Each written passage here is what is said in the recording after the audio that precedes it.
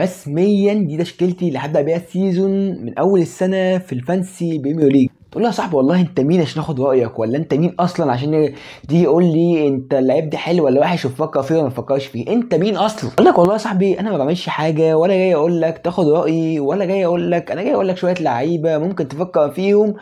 انت ودماغك عايز تفكر فيهم فكر، مش عايز تفكر فيهم ما تفكرش، ما تبصش عليهم لو مش عاجبينك. بس ما تجيش تشوف اللعيبه اللي انا جايبها وتفكر تجيبها لان كلهم منحوسين. هتشوف ده طول السنه وهنعمل فيديوهات فانسي طول السنه، والتغييرات اللي عملناها لو لحقنا نعمل فيديو عملناه، ما لحقناش هنعمل يا معلم بكل بساطه ريلز صغير اقول لك الترانسفير الجديد اللي انا هعمله. فدي حلقه من حلقات الفانسي هنشوفها باذن الله تستمر لحد اخر السيزون، وباذن الله نكمل فيها بانتظام لحد اخر السنه. بس تعالنا مش فارق انا ماجد دي ومنتدى، ودي حلقه الفانسي في البريمير ليج تشكيلتي الاخيره. يلا بينا طيب زي ما احنا شايفين كده، اول حاجه انا بمشي بنظريتين. اول حاجه واول نظريه ان انا عندي على طول لاعب بريميوم في التشكيله، لاعب بفكر فيه انه يبقى على طول بريميوم ويبقى على طول اغلى لاعب في المركز اللي انا ببدا بيه.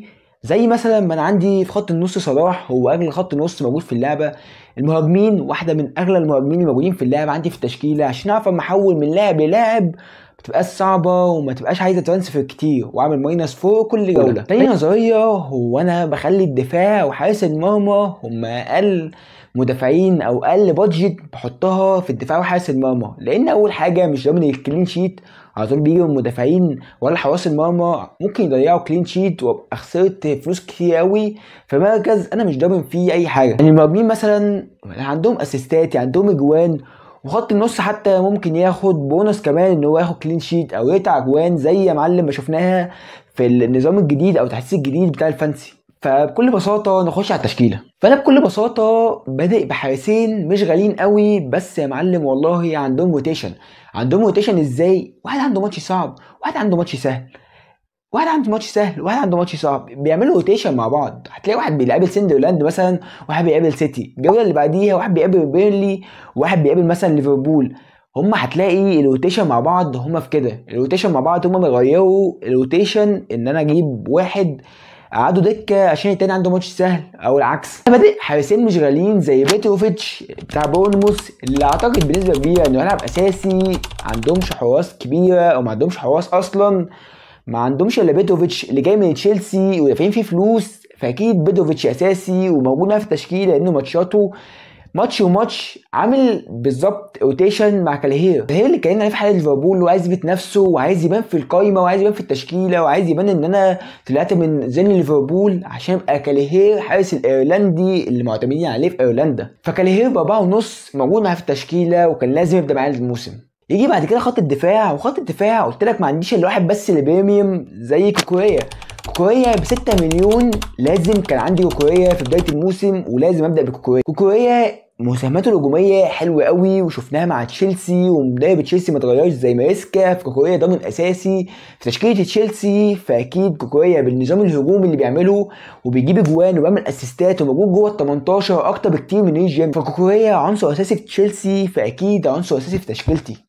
جنبه اتنين بيعملوا روتيشن زي كاليهير كده وبيتروفيتش برضه هم بيعملوا روتيشن زي وان بيساكا وريتشارد. 4.5 مليون هم مش غاليين قوي، 4.5 مليون هم حلوين قوي على لاعب بيلعب في الدفاع بيلعب اساسي في تشكيلته. فوان بيساكا ب4.5 كانت لازم تبقى سرقه الموسم، وهي مش عارف ازاي فاتت منهم ان هم يجيبوا وان بيساكا العنصر الفتاك الهجومي في وست هام وباك هجومي بحت يخلوه بقى ونص. جنب ريتشارد من كريستال بالاس، الدفاع حلو نسبيا في كريستال بالاس، فاكيد لازم افكر في ريتشارد، وده اقل واحد في الدفاع في كريستال بالاس زي مونيز وميتشل. هم غاليين قوي في ان انا واحد ادفع في لاعب في كريستال بالاس. جنبهم هو كوانسا من دفاع استون فيلا، هو الوحيد اللي ثابت، هو الوحيد اللي انا متاكد مليون في الميه ان انا هبدا الموسم بيه وهو هيلعب اساسي. ليه؟ لان يا معلم والله بكل بساطه لوكاس دين، اليكس مورينو، اي حد جنب كوانسا عموما هتلاقيه بيعمل روتيشن، هتلاقيه مش ضامن مركزه الا كوانسا ب4.5 في دفاع استون فيلا اللي انا بفكر اجيب منه حد الا لو ايميليانو مارتينيز طلع. الحاله الوحيده اللي انا ممكن اطلع كوانسا من فريقي هو ايميليانو مارتينيز طلع وبيلعبوا بالحارس مثلا الاحتياطي، فممكن افكر ان انا ابيع كوانسا واشوف حد تاني بسعر كوانسا او اقل شويه من كوانسا. بس لحد دلوقتي هو كوانسا بادئ معايا الموسم، واعتقد ان انا هكمل بكوانسا حبه حلوين قوي. جنبهم بالظبط في واحد ب4.5 مليون، بس انا مش متاكد انا هبدا بأني واحد فيهم. ليه؟ لان عندي الاتنين بنفس السعر في نفس الفريق، واحد بيزيد قوي هجوميا وواحد موجود في الدفاع. بس في التحديث الجديد للفانسي هو الحلقه دي حلوه برضه مش وحشه. فان دي فين واودوجي الاتنين عندي حلوين، الاتنين عندي بفكر فيهم، الاتنين ب4.5، الاتنين من اقل المدافعين في توتنهام. يعني عندك بيدو بو ب5.5 مثلا، فانا اولى بالمليون دوت هحطه في اي مكان تاني. ف4.5 مليون اودوجي او فان دي فين لسه بفكر فيهم، بشوف هل اودوجي لسه مصاب ومش هيلحق معاهم اول ماتش ولا تاني ماتش فهكمل بفان دي فين، ولا اودوجي لحق يرجع اول ماتش ولا تاني ماتش وهلعبه. فهم لاعبين بس اللي انا عندي فيهم مشكله، واحد في الهجوم لسه مش عارف هل هبدا بيه ولا لا، وواحد في الدفاع اللي هو دوجي وفان دي فين شوف هبدا بأنهي واحد فيهم. واكيد الحلقه اللي قبل اول ماتش في السيزون هتكلم واقول بدات بأنهي واحد فيهم واني فيهم هيبقى احسن. طيب نطلع على الحته قدام شويه ونروح لخط النص. وخط النص اول لاعب هو صلاح، وانا مش هقول لك انا جايب ليه صلاح عشان بس يعني كفايه عبث بقى، انا مش هقول لك جايب ليه صلاح. هو صلاح معاه من اول الموسم لحد اخر الموسم والموسم اللي جاي واللي بعده، لحد ما صلاح لا اما يسيب الفانسي ويسيب البريمير ليج كله لا يعتزل. لان انا كنت بقعد اكابر واقول انا مش هبدا بصلاح، بس يا معلم دي كانت اكبر خطا انا بعمله، وصلاح لازم يبدا معاك التشكيله. جنبهم بقى انا بادئ بكل الفئات من اول 5.5 لحد 10. فنبدا من 5.5. هو هاري ويلسون اللي عامل اداء حلو قوي في البري سيزون، 5 تجوان في 5 ماتشات. هاري ويلسون كان كفيل قوي دي تخليه يخش معانا التشكيله بكل سلاسه. هاري ويلسون هو العنصر الاساسي اللي موجود في فولهام، اللي بيحوله من حد دفاعيه لحاله هجوميه.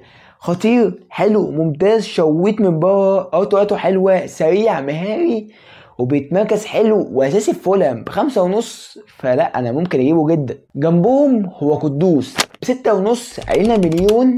بس قدوس بعد رحيل سون والريلز لو انت شفتوش اللي انا عملت على سون فروح شوفه هيعجبك قوي. فبعد رحيل سون فاكيد قدوس اساسي، واكيد اكتر بعد اصابه ماديسون اللي اتصاب برباط صليبي، الموسم بتاعه خلص قبل ما يبدا اصلا. فماديسون مش هيلحق معاهم الموسم، مش هيلعب اصلا. فماديسون يا معلم وقدوس ممتاز قوي انك تفكر فيه مع الكل، ولو مش معاك فيا معلم انت اتسوحت. جنبهم هو واحد معهوش بلانتيات، واحد بيلعب لعبه مفتوح، معهوش كورنر، معهوش فاولات، معهوش اي حاجه حرفيا. بس روجرز هو انا جايبه اكبر تعويض واكتر واحد اساسي، واكتر واحد انا واثق انه يبدا التشكيله، مش هخاف انه ما يبداش التشكيله، واكتر واحد تعويض لواحد زي واتكنز. تعويض واتكنز هو روجرز ما فيهاش جدال وما فيهاش نقاش.